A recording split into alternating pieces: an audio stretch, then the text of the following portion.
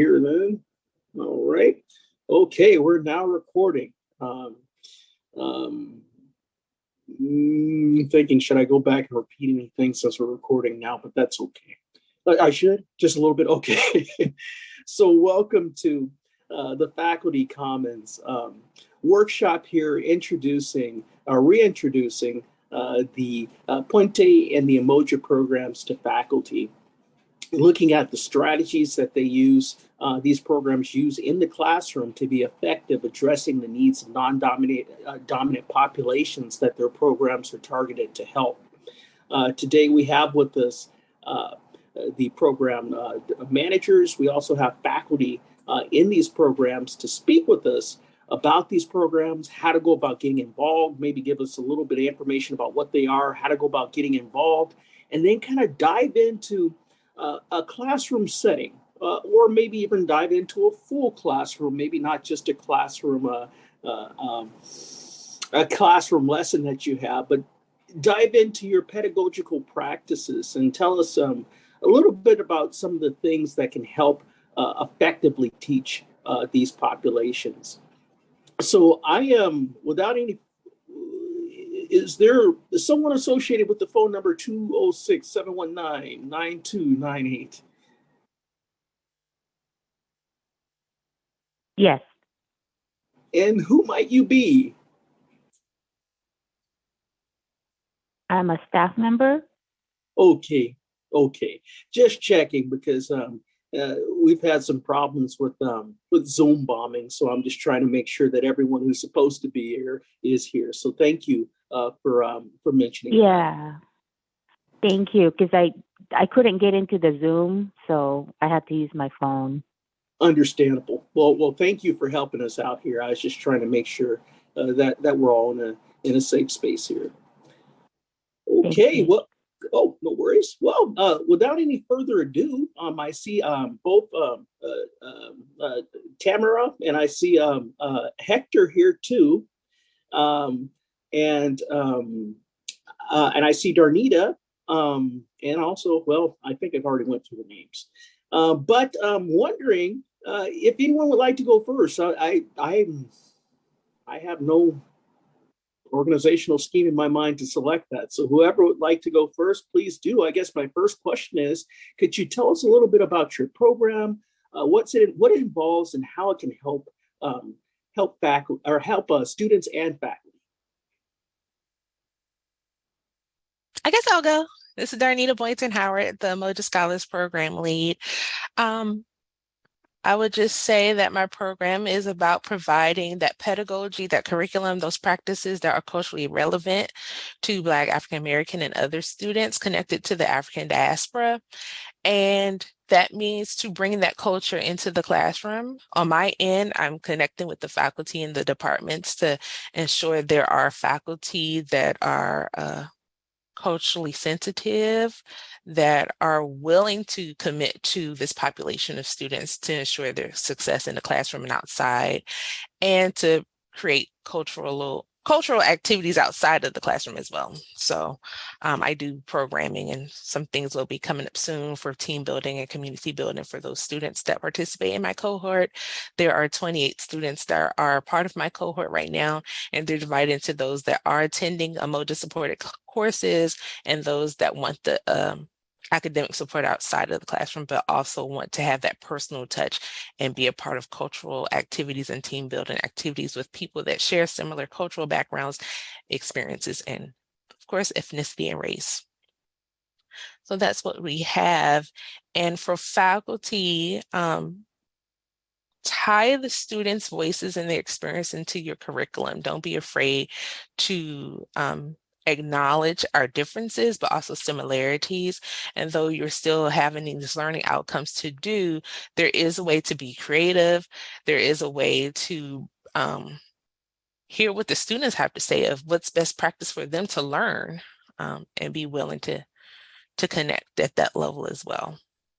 And try to diminish any power dynamics that you may have that kind of impedes the learning process, because we can all learn from one another. And hello, everyone. My name is Hector Guzman. I use he, him pronouns. I lead the Puente program, which focuses on closing the equity and degree completion gap of Latinx students. This program is new to Bellevue College. We've started our second cohort, but it has existed since 1981.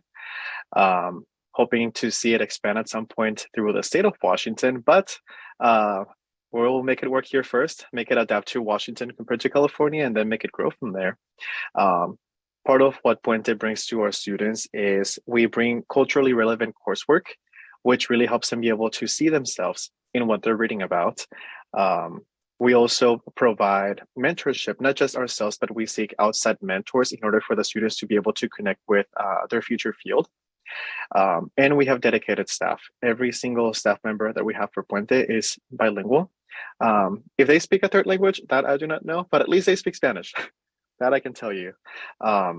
And our students have really been enjoying being able to use both languages in the classroom, being able to communicate between themselves, but also their faculty members. And because of that, they're seeing representation in the classroom as well from day one. Well, even before day one, because I get to contact them before they start their journey at Bellevue College.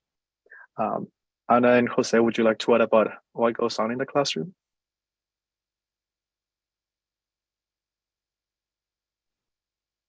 Sure. I mean, I think it was already said, right? It's the same idea of having a curriculum that reflects our students and their experiences so that they can see themselves in the material we're using.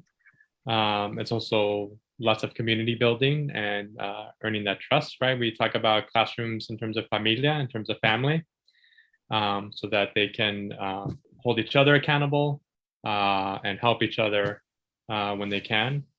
And I'm really looking forward to growing that and seeing it grow. I'm happy to hear we got a full cohort this time around. But yeah, and then it's also trying to empower them to use their own voice, trying to have them find their own voice. So lots of storytelling and narrative writing to help them supplement that academic writing they're going to need. I think we have a hand raised, Tanya. Jose, I would love to hear a little bit more about kind of how do you create familia in your class? So what maybe in that first week of the quarter, do you have some specific puenteizing that you do? Yeah, and I mean, to be honest, I'm a little rusty. I was trying to remember some of these things this quarter to try to do, because I mean, it works for any class. I mean, it's just good pedagogy for any class. But yeah, I mean, at the beginning, it's a lot of kind of putting the content in the back burner and doing icebreakers and letting the students get to know each other and trust each other and talking about that, having them share their stories. And then lately, what I've been doing in my class and most of my classes is kind of discussing language and how language is still the place where everyone's perfectly fine with being bigoted and prejudiced against, different linguistic diversity. So I like to start with that too, and asking students, about their language so that they can feel comfortable using that language in the classroom. And I think all those things, right, trying to learn the names, trying to have them learn about each other. And then what I do also is I put them in groups and let them know, okay, this group is your familia now. So for at least, and I've gone back and forth between doing it for the whole quarter, doing it just for like the half the quarter, but telling them like, this is your group now. This is your family for the next, 6 weeks. So you don't need to email me if you miss a class. You have these 3 people that know what happened in class, that can help you. You're going to peer review each other's work and get to know each other. And I think that helps create that community too. And then of course, with Hector and Anna, in terms of the Puente program, doing that, all that other stuff, trying to do the extracurriculars, trying to go out for tacos. We have a family night where they can bring their families. So all those things to try to also build. So they start building that community outside the classroom. And it's great. I've seen it when I taught Puente in Texas, like I wouldn't have to take roll. I'd just be like, who's missing? And they would tell me, this person's missing, that person's missing. I was like, all right, text them, ask them why they're missing, let them know they know what's going on. And that was it, and moving on. So that's why I say I'm looking forward to growing the program and seeing that happen. I'm interested, Jose. You told me your response to that, and I guess sort of a third person understanding of the response to that. Has any students communicated how they feel about the whole concept of familia? What are their thoughts on it? Yeah, well, I mean, we had a very small cohort that kind of got smaller in between one quarter and the next quarter. So at Bellevue, I haven't seen it that much, but I saw it in Texas when the program was up and running and going, and we had 2-3 cohorts going on at the same time. And it's interesting to see, and the relationship they had with our grant coordinator, who was the like Puente lead. It was interesting to see. I mean, it was part of their family, right? If they needed a ride, if they needed help with homework, if they needed tutoring, they were all there helping each other. And it was really, like I said, I've never seen that in a class where, like, if they missed something, they'd be telling me like, so-and-so missed because of this reason, but I'm already talking to them. And I mean, I've seen it a little here. There was one student who unfortunately had to drop out, but he was very remiss about having to drop out. And he was telling me how he loved this Puente program, how it was really great for him, and that I think he just felt bad. He said it wasn't anything we did, it was just his circumstances, but that he just felt like he had never had an experience like that where he felt good about school. And if I may, just to piggyback on that, we actually, in our current cohort, we have a returning Puentista. Somebody had to leave because life happened during COVID and decided to join us, in spite of knowing us already, right? So I will take that as a compliment. What best, could you expect them to have people go through your program, quit, and decide that they want to be back? I think, and let me offer a disclaimer here, because I am a counselor who is relatively recent to teaching. So when I hear about all the pedagogy that goes into this and all the design of these exercises, I have to learn it like step by step. But what I'm good at is at identifying what's actually happening when I see somebody else who's very skilled doing these things. I'm like, oh, this is what they're doing. And I think what I have observed in Puente, with the great instructors that they typically end up building, is that you're trying to build an experience which is the exact opposite of minoritization. You're centering the student's experience and with like complete validation, and you're offering, I don't want to use the word safety because that implies like, I know it's true, but I just want to say normalcy. Like it's okay to say this thing and this other thing. It's not different. This is just the way this class is. And like I said, I'm referring to the work of more experienced instructors, and this is what I aspire to do. And I want to offer too that for example, the familias that we basically assign students to are a work in progress. I think by the time they have finished several projects, they have built relationships. Like all families, some are better acquainted with each other than others, but there's definitely a richer sense of the community, but it happens over time. I don't think it would be fair to expect like there's some Puente magic exercise that you do it and on the third day everybody's feeling like that, although you can see the effect, I think, week after week. This is kind of a question that spans both Puente and Umoja. And Tamara and Darnita, please feel free to definitely start talking about the pedagogy and the curriculum within your programs too. But I was wondering, for a lot of non-dominant groups, counseling is something that can be seen as something that's not encouraged. I'll just put it that way. How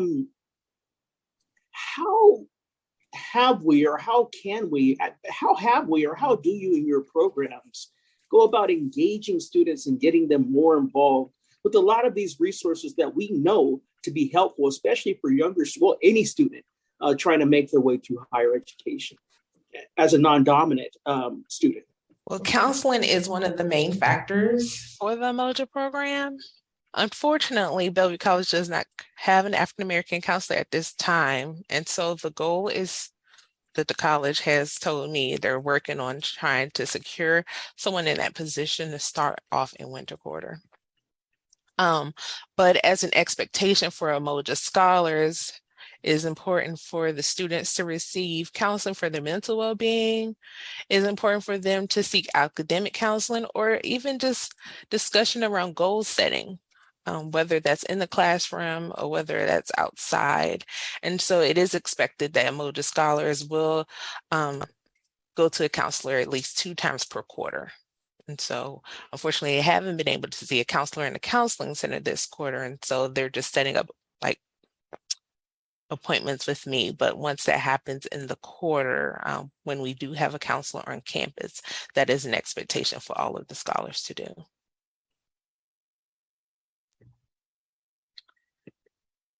And I think one of the biggest things that we've kind of glossed over is that one of the most important aspects of all of these programs are the relationships that they build within the cohort and with their instructor. You have to be able to trust a therapist or a counselor. And so if you're trusting your professor, you're trusting your coordinator, right, that's half the job right there, because they are going to lead you to the right people. And the thing with Democratic Classroom, and even in listening to Jose talk about Puente, it's very similar, in that the students, like the purpose of the professor is not to dictate what is happening in the classroom. The purpose of the professor is to guide and inspire students to bring their best self to the classroom and to participate in the development of what's happening in the classroom. And I think that is different than just traditional teaching, how we've had it for the last however many years. I think instead of being a power over, like you have to have this done by this date, you have to have this done by that day, it's a power with, and it gives students an opportunity to make some decisions and have their voice heard in the classroom. And even in the group work, it's not, oh, I'm going to be penalized. It's how do we overcome these challenges? Versus, like, they aren't competing against anyone, right? Like it's a completely different mind shift about education.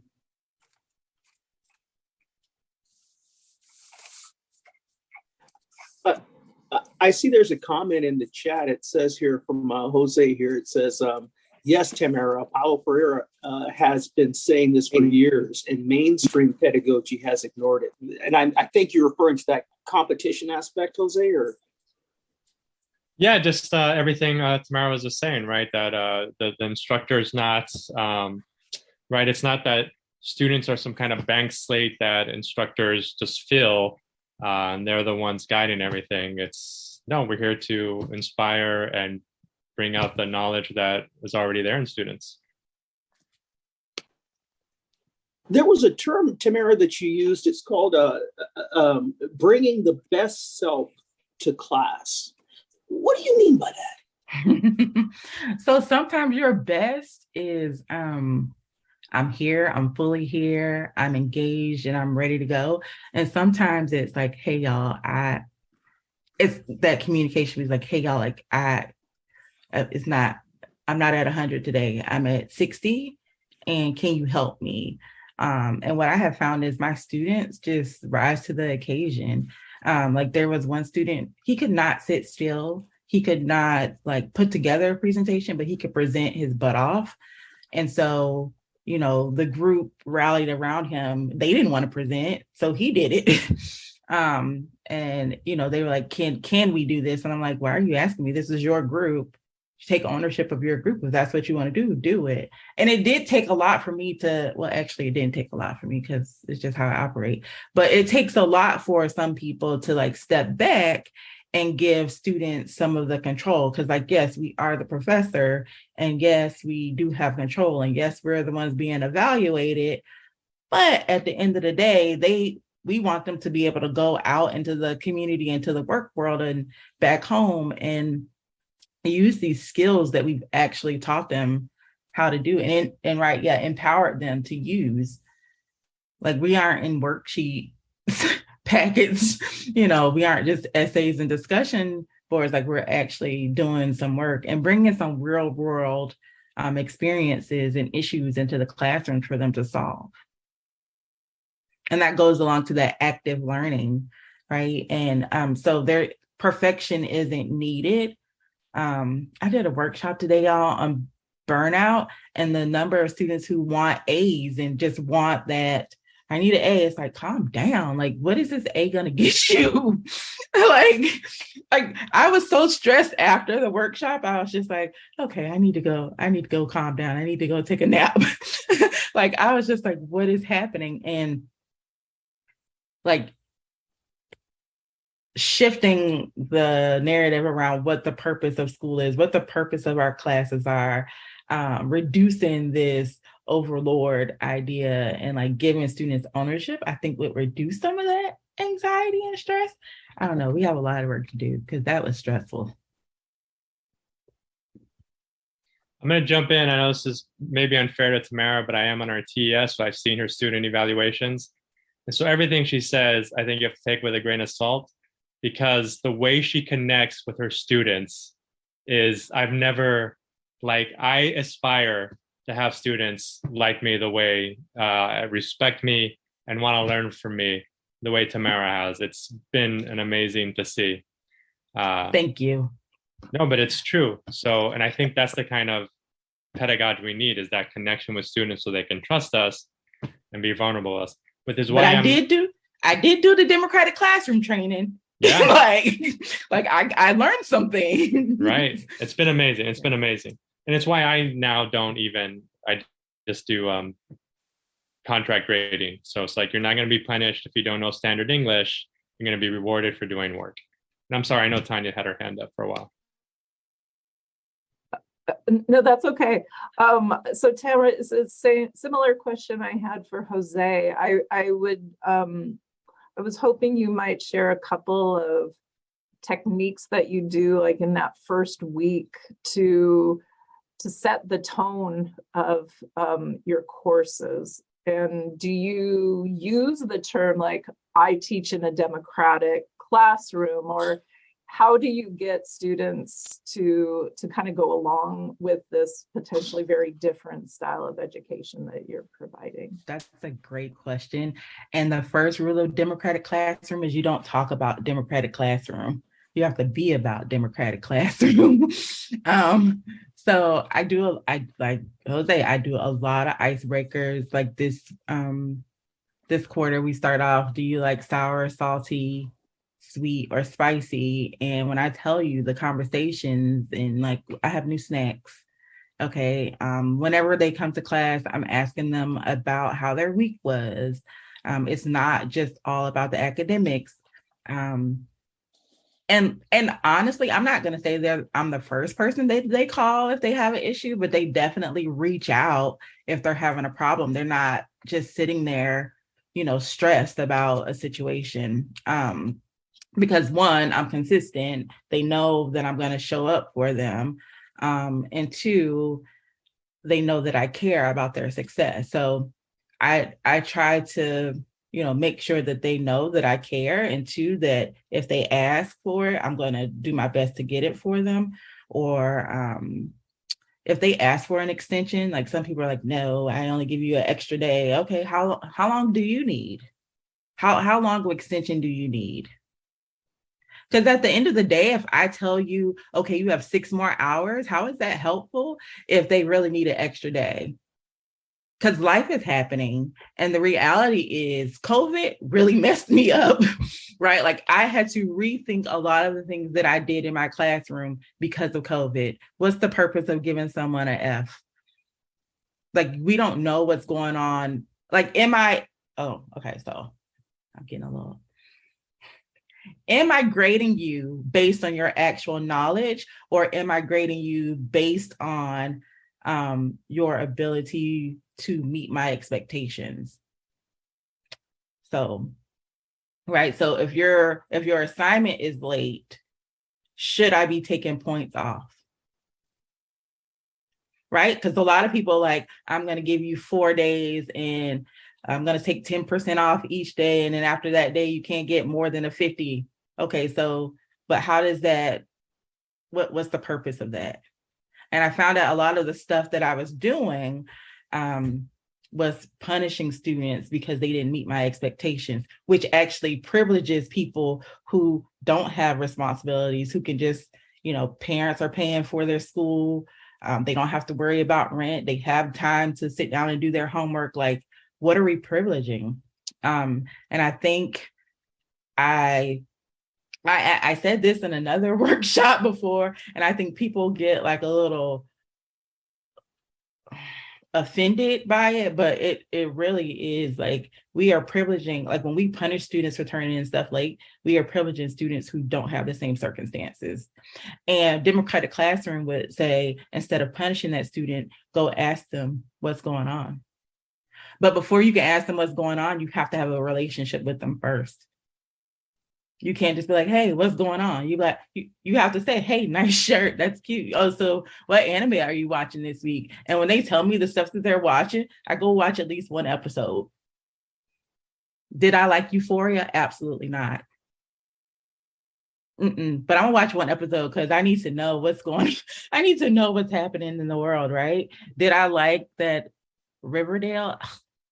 I couldn't even get through a whole episode, but I'm like, yeah, I watched it. That was interesting. They don't have to know I didn't watch the whole thing, right? So I try to like keep up with what they're interested in and just like just regular relationship building stuff. Yeah. I have a tough question that I wanted to launch at y'all. And it's a question that I asked because I've been hearing it so much, and I'm just trying to bring it to us so we can have a little conversation about it. I know that, a lot of folks aren't here today, but things are recorded. So hopefully people will be able to engage this conversation asynchronously. But when it comes to workload for the instructor, how do you go about balancing a healthy workload and a healthy lifestyle with trying to be as embracing and accommodating of your students as possible? I personally put myself first because my TES told me I was doing too much, and I tend to agree. And so I no longer, like, I remember, I used to do like the most ridiculous amount of assignments. And then I saw what other professors were doing, and I was like, oh my gosh, like, what is happening? They're doing homework for 30 hours a week. This is ridiculous. So I hate grading papers. Like, that's just a personal thing of mine. How many times can I read the same ideas in a different way? I don't know. So I have a day set aside for grading. Mondays are my grading days. All assignments are due on Sunday. We have class on Wednesday. I mean, that it works for me. I've worked that out, right? And I don't give them more work than I would willingly do for myself. Like, do not give me 5 articles to read. I'm only going to read one of them. Please give me some podcast to listen to, a TED Talk to look at. Why am I reading all the time? What if I don't like to read? What if I'm not a strong reader? I'm in college, and we're open access college, so our work shouldn't be to the point where we're excluding people from getting a degree. Like, come on. Our job is to help them, not punish them.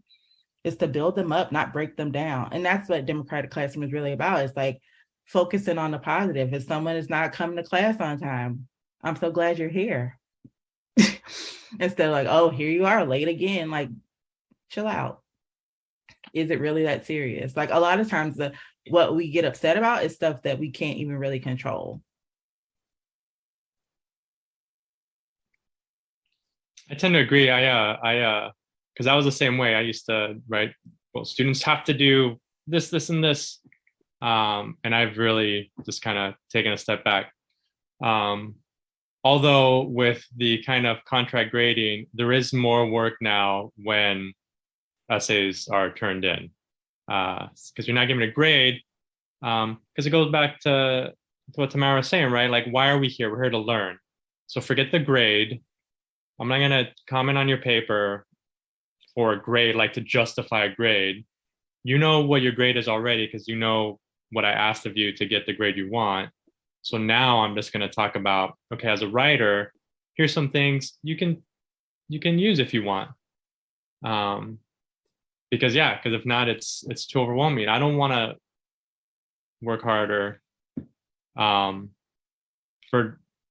little return, right? I mean, what's the point? And all the punitive stuff, right? I'll give a great example. I know this might be a little off topic, but it goes to what Tamara was saying, right? I did a workshop with Jen about alternative grading, about contract grading, and we had a person in that work group who had like the specific deadline, and then told us that they, if a student complained and then they told the reason, I was sick or whatever, my family had COVID, I couldn't do it, that then they would say, okay, fine, you could turn it in later. And I'm like, but then just have it in your syllabus that they can turn in later. Because as Tamara said, you're just privileging the people who have parents who went to college who are telling them, go talk to your professor about this. Whereas, that first generation student, it's not even going to cross their mind to ask for an extension. So if you're going to extend it for someone who comes to you, just put that in the syllabus so that everyone knows that, of course, you'll take a late assignment for, extenuating circumstances. Because if then you're just making it that good intention of I'll accept it, you're actually making it more inequitable. So I think that's a great point that was brought up. But yeah, I mean, I'm and the same thing with reading, because I agree, right? I feel now, I remember one of my first times I was ever observed, I sat in the class and we went over an essay about here's what the sample essay looks like. And the person observing me is like, why didn't you just have them read it for homework? And then you could have just talked about it rather than spend that time reading it. And I was like, okay, for the 5 people who would have read it. And now, especially at a community college, it's like, no, we're going to sit down. I'm going to model what close critical reading is. We're going to go over the strategies we use, how to look and read something. I feel that's important because, yeah, maybe they're not all strong readers, but they're going to need to read in their other classes. So let's spend this time to learn how to do that. Which, of course, makes class easier because then I can go in and like, okay, we're going to spend all class talking about this one essay. I want to make sure I'm reading all the comments here in the chat here. Consuelo mentions you are empowering them. I think this was going back to an earlier conversation that Tamara was speaking to. Jose mentions, yes, too much of education is punitive. And I think that was also going back to that same conversation. Consuelo also follows up, the question should provoke a lot of thought for educators. And I think that question was centered around this idea of time. And this idea of late papers, late work that's coming in, and there being a punitive sort of reaction to students turning in things late. Now, I'll admit, for just because I like to cross my I's and dot my T's, on the syllabus, I put what the standard language is, right, for the institution. But when it comes to actually meeting with the students, they know something very different. I tell them that, yeah, it says this, but come on, we're going through tough times. If you just tell me you need some extra time, don't even tell me why, I don't care. If you need some extra time, just tell me. If it's going to be something excessive, like 3 weeks, then that makes me kind of scratch my head and wonder, maybe there's some time management issues going on here. But yeah, so I'm just wondering in terms of the DC, the Democratic classroom, because this is the first time I heard it context in this term, Democratic classroom. What you mentioned some of the elements of it, but what are some of the other elements that makes it different from the more conventional? And I say conventional because I don't have a better word, conventional classrooms. I think democratic classroom is kind of like a catch-all of all the best in equity education. So for example, a lot of it is student driven. So students come up with the agreements for the class. Students come up with, if there's a problem, they're the ones to solve it. So I remember I had a group of students who were arguing and I was like, what is going on? And I was like, hey, I see you all have an issue.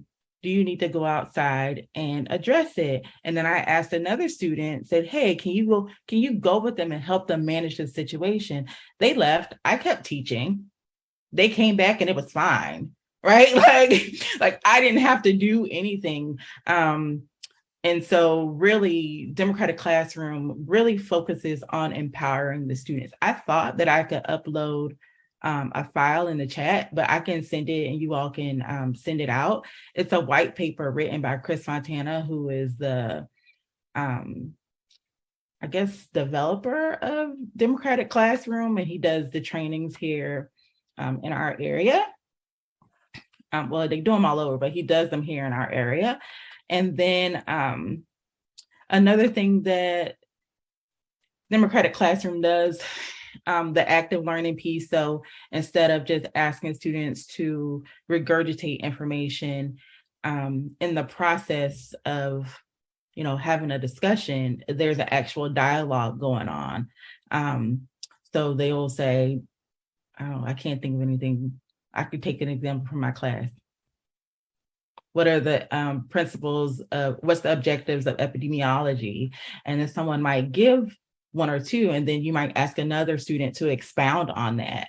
And so they are doing the teaching. And if there's a point of clarification, another student would be the person to clarify. And I would only step in if it got too off track or if there was a real point of confusion. I'm just there to clarify and assist. One of my friends said, students should leave the class more tired than you are. And so that is a completely different, like before I was leaving the classroom exhausted every day, like I'm out for the count. But with Democratic Classroom, students should leave. They should be like, ooh, that was good. I learned a lot. And they can, what's the word I'm looking for? They can not, the atmosphere is designed to make sure that students are okay with admitting mistakes. Mistakes are okay. Mistakes are encouraged because mistakes are opportunities for learning. Criticism is okay. And it's not a point of like being mean, is to help everyone get better. And it's really designed to give people the skills to be leaders, right? It's a modeling of the real world.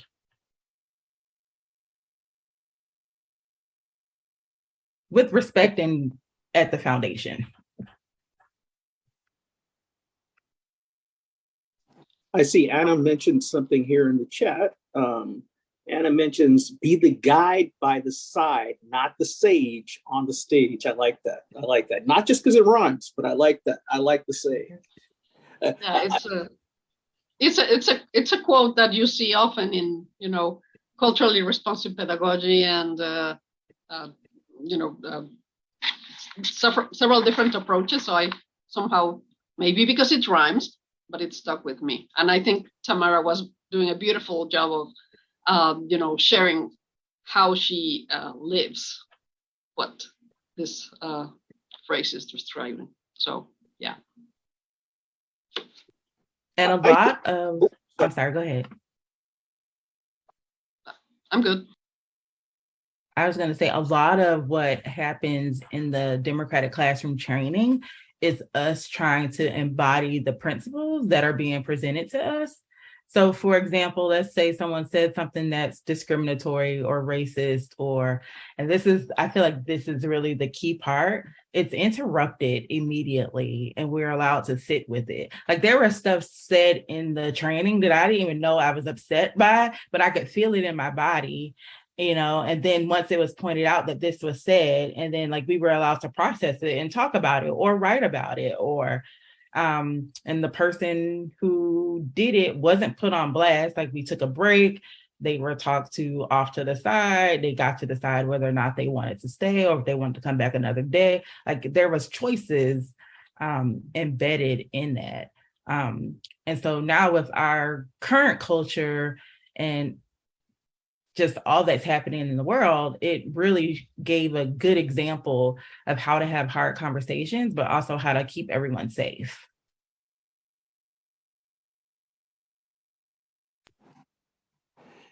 And I'm thinking about, I know that a couple weeks back, or I think a week back, no, 2 weeks back, Consuelo, Dr. Greer, she sent out an email regarding the Social Justice Institute, here at Bellevue College.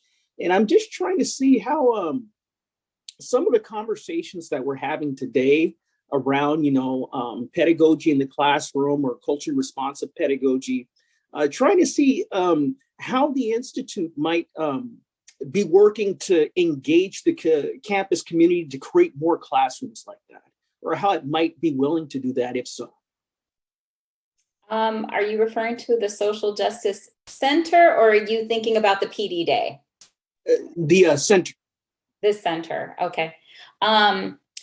So the Social Justice Center is available and has both programming and support and learning opportunities that span faculty, staff, and students. And when I think broadly about the work of ODEI, I think traditionally it's really been focused on faculty and staff and not as much on students. And so when I think about the work of the Social Justice Center, I really feel like that's our opportunity to engage more with students and engage more outside the walls of just the campus. So last year, where we launched virtually on October 6th, we're going to have, so in 2 days, we're going to have our open house to be able to open up this space physically, as well as having ongoing virtual programming.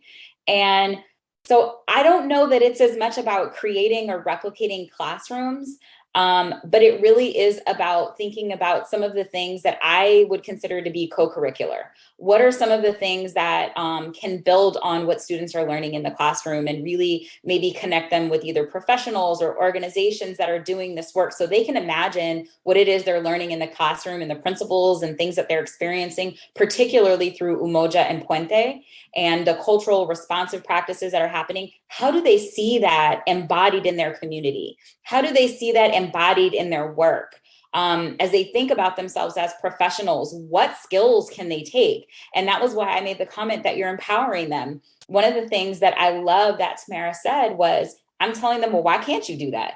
And like, why can't you, right? Like oftentimes when we start talking about historically marginalized and underrepresented populations, you become a culture to, I need to ask permission. Or at work, it's like, I don't think we're going to be able to do that.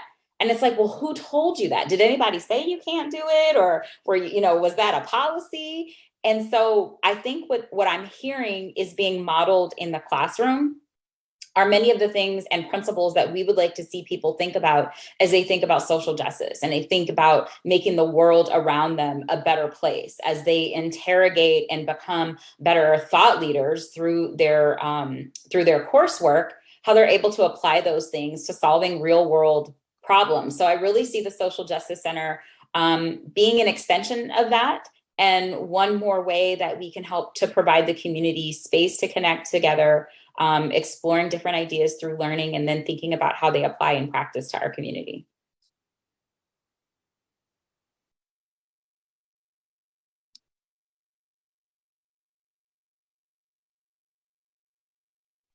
And I think that's where the cultural sustaining happens.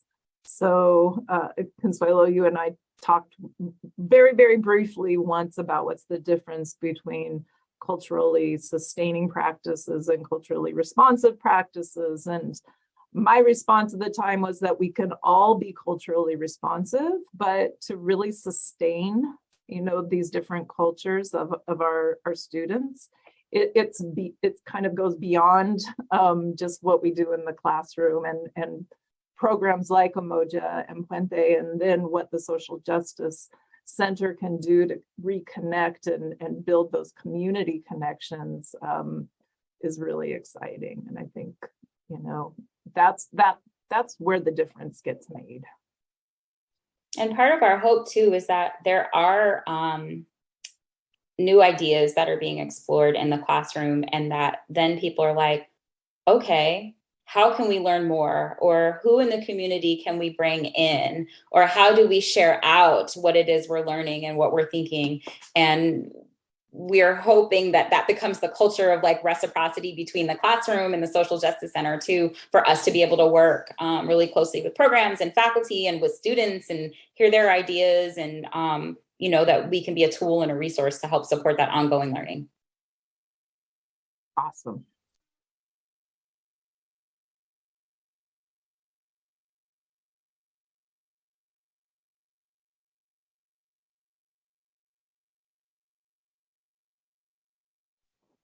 So I always like to give that 12, well, not always, but I'm trying to give a 12-second pause now between when people say things, so that I won't be jumping in there immediately.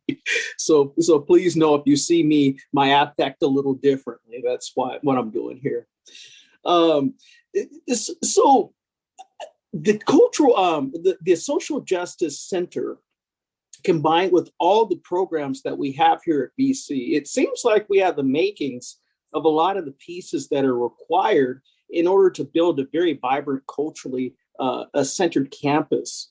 And, we're obviously not, we're on campus, but most of us aren't on campus right now. And we all are siloed, and we all have our own groups that we talk in, et cetera, et cetera. So I guess the question for me is, how do we break through the barriers that were inadvertently created over the past 3 years and try and build something that can truly be a beacon for the Pacific Northwest in terms of social justice, in terms of equity, in terms of educational excellence, really? You want us to really answer that, Ron? Okay. We can't rely on the few. We really have to this just has to be the initiative, the commitment made of those on the community. Whether we're doing something virtually or on the ground in person, it has to be a willingness. And right now, some people are just burnt out. And so we may not be able to attain everything within this year, but we need to at least communicate and start the meetings and start the strategizing. Because I don't want us to just have meetings and not do anything else afterwards. If we want to break through the silos, we have to be willing to communicate with someone outside of our departments or our offices and spaces and get creative. Who may know someone about this? Who I was over there at a science and math division a few weeks ago, just because I was like, oh, I may have students who are interested in the sciences or careers and stuff. Let me figure out what other activities and opportunities to connect with that division for my students to do that. Or I'm here working with the Office of Student Engagement with Lamisha Reese-Taylor to take students to the Black College Expo in Renton High School in November. And we're doing an HBCU workshop. So I'm just trying to be creative, okay, outside of multicultural services, outside of the people I'm working with consistently that support Umoja, who else can I connect with? What ideas do you have to share? Oh, we're thinking the same thing. Like Val Tovar is doing BC Wellness Week, and she mentioned the 8 dimensions of wellness. And I was like, Val, I wanted to do some Wellness Wednesday workshop on the 8 dimensions of wellness. Now you already got some stuff going on, and we can work together in the future on programming. It just has to kind of be like that. And even when we're talking about culturally centered institution, we need to put some things in place to be supported, like our student organizations. They have plans for doing things. We just have to back them up. to get it done. We can't let the, can I say bull crap that's happening? The bull crap that's taking place and the this power struggle happening, people want this way, people want this way. We can't let that impede the support of our students. And so we just got to do it. We just got to do it. But we don't have to do it all today. We don't have to all do it. We can take baby steps. We can have some, come to tea and chat. MCS has tea and chats every other week. I mean, to say, hey, let's just be in community to get the relationship building started. It doesn't have to be a major presentation all the time. It doesn't have to be a $10,000 budget used to put on something. It could take the baby steps to get to know each other. I would also say that we might be better able to answer that question next year because we're putting this program together for the first time. We're learning what's working, we're learning what's not working, we're learning as we go. There's no historical data. We're building something from scratch completely. And after one cycle, maybe two, and we iron out the things that don't work, we get the feedback from the students, which at the end of the day, it's their experience. Oftentimes I have to ask them like, hey, tell me about what you think about this, because what I experienced 10 years ago when I was in your shoes as a first year student is not the same thing as I'm experiencing. Like my thoughts just from like a couple of years ago are already outdated. Now think about 10 years back. We didn't have TikTok. So back then I could reach out to you through Facebook. Now students are like, what's Facebook? So I think like as we're putting everything together, being able to expand our knowledge, expand the reach of how we affect the lives of our students is going to become easier because at that point, we're just updating deadlines, updating programming rather than creating it. And we're going to have a lot more capacity as well. I'd like to complement that with sharing a little bit of an experience and, well, several experiences. I think that we're supposed to walk the talk, right? We're talking about empowering students. We're talking about saying, what do you mean you cannot do this? Like, of course you can. It just dawned on me earlier this morning when, for whatever reason, two random pieces of my brain managed to connect in the midst of all that we have going on.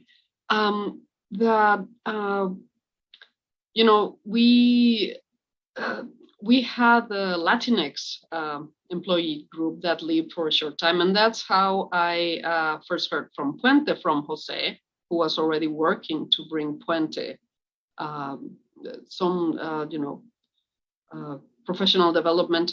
And somehow, by being curious about what other people are doing and by being willing to support what other people are doing, well, basically that's how we got Puente here. So I have learned that even though it's a lot of work to do these things, the people that have the intention of doing them most of the time are sincere and are willing to work on what they say they want to work. So I think that's a big lesson that I have taken from this time. I know there was a comment and a couple questions mentioned in the chat or comments. I think, she just left. Unfortunately, she couldn't elaborate on that, but I was going to see if Tamara could have elaborated on written processes to know how to get things done. Maybe we all can try to piece together some sort of ideas about how to approach that. Written documents on how to get things done, that being important. Yeah.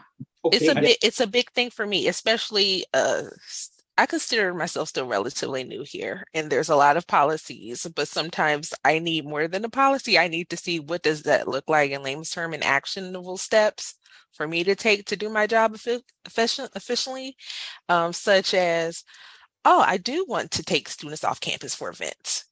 What's the protocol for do that? If it's not a student-led organization doing it with SNA funds, how do I get that happen? If there's a fee and I want to collect that from students, what's the process for that? Is there a field trip template? We have templates for using the logo on stationery, but why don't we have like a proper field trip type form or packet of information or training to get that done to happen? It's like one example like that. I would say even or how much can I really spend on promotional items? Like some things are like low cost items when it comes to spending the budget. And I'm like, but how do I know what's a low cost item?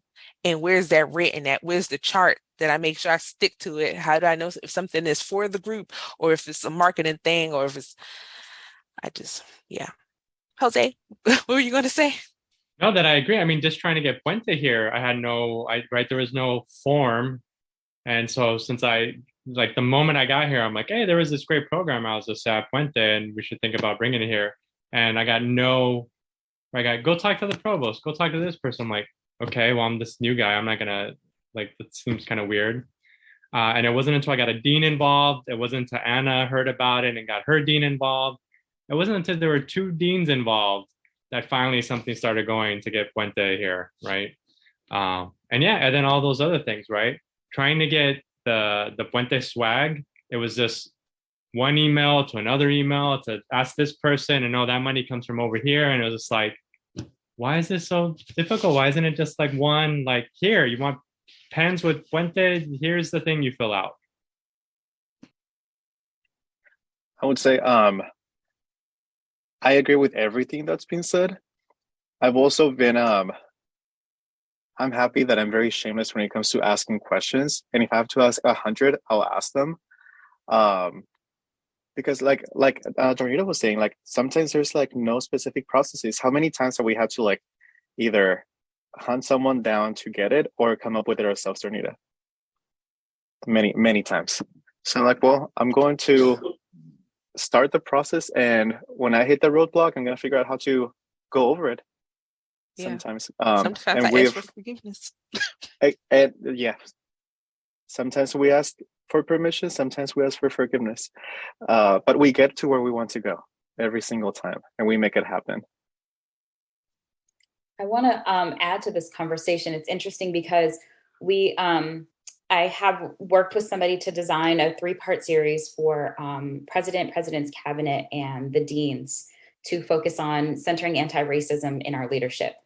And we had our second session today with the facilitator, and it's a facilitator that's coming for the October 17th PD Day. So a portion of what we're doing is going to be made available for the whole campus. So it's like we start with the leadership and then we work with the whole campus to make sure that we're prepared for the things that we're working with others on. And it's been really good. But one of the things we talked about today was, what are the barriers to equity and how are they showing up? And this was exactly one of the things that came up. It was like all of our administrative processes. And if we're saying as a president's cabinet and all of the deans that we also hate these things, and we also think that these things are barriers to equity, then the question we really have to wrestle with is why? And what can we do about that? How do we get these things to not be barriers if we are all in agreement that this isn't working for us and we're all in agreement that this is a barrier? We have to do something structurally and institutionally so that it's not getting in the way of really good work. And it's so challenging. And being on the end where I have a budget and I can seed projects or help support different things, and it's still really challenging. I'm just like, but we have the money here. We have the people who want to do it, and we have the idea, like, why is this so hard? And I am wrestling with that. And I think that is something that as leaders, we have to wrestle with and have to start getting, and we have to listen to people to hear what the challenges are. So even if we're just addressing one thing at a time, we're at least doing that, right? And then we can think about total systems overhaul. So that was one thought in response to this. And another thought that I had that I wanted to share from Ron's initial question was, I think one of the things that we have to do is just show up for each other. I mean, that's part of the reason why I'm here today, is that I'm not in a classroom, but I do support classroom work. I don't work in MCS, but I am fully supportive of that department. And, you know, everybody on here, I've had the opportunity to connect with in one way or the other. And I think sometimes we just have to show up for one another to hear what the challenges are and hear what the wins are and celebrate with people. And it's hard because even the way our offices are set up, we're siloed. Like nobody in my team's offices connect to one another. We all have these weird outside doors that you have to go in and it's locked and we have to let people in. So it's also not very inviting. Like all of these things, these structural things that don't foster community.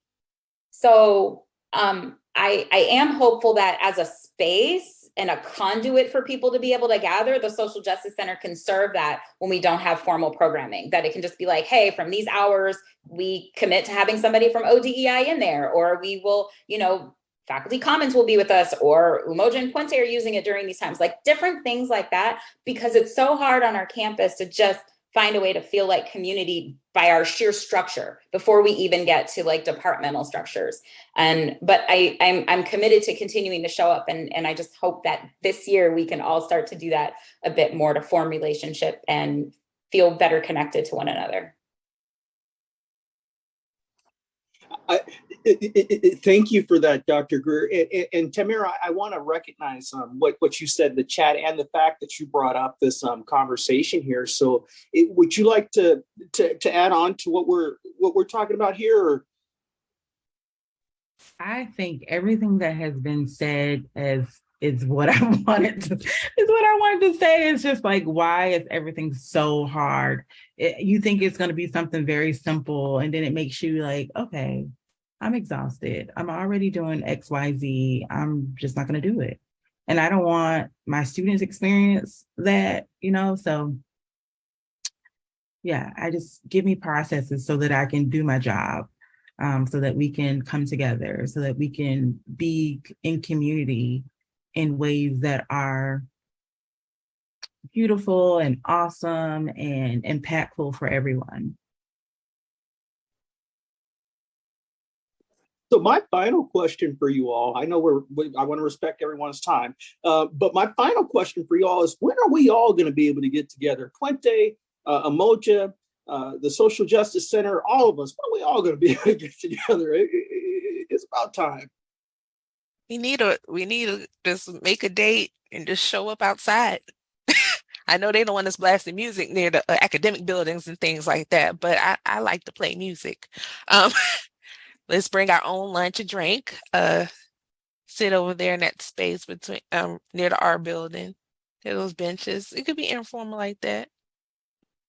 Please come on Thursday between 12 and 4. We'll have open house in the Social Justice Center. It's open for everyone.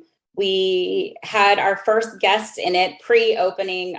We had the City of Bellevue's Office of Diversity, Equity, Inclusion team came over. And so we're really looking forward to continuing to partner with them and expanding partnerships throughout the community and other opportunities there. But please come by, and, you know, if you all want to use the space or have informal, like people bring their own lunches and come by, we can certainly set time aside for whatever works for the community. And the hope is that we're doing idea generation and we're partnering and bringing questions and grappling with different things that's important to all of us so that we can come up with community solutions. I like that. Jennifer, she wrote in the chat that she is more than willing. She is looking forward to it too. So this is wonderful. If anyone knows me, you know I hate to have the last word. So anyone like the last word here before we leave here today? Go update your playlist if you have a playlist. We're in a new season, so you may need some new tunes to add to your Spotify playlist or your Apple Music playlist. Add K-pop. Thank me later.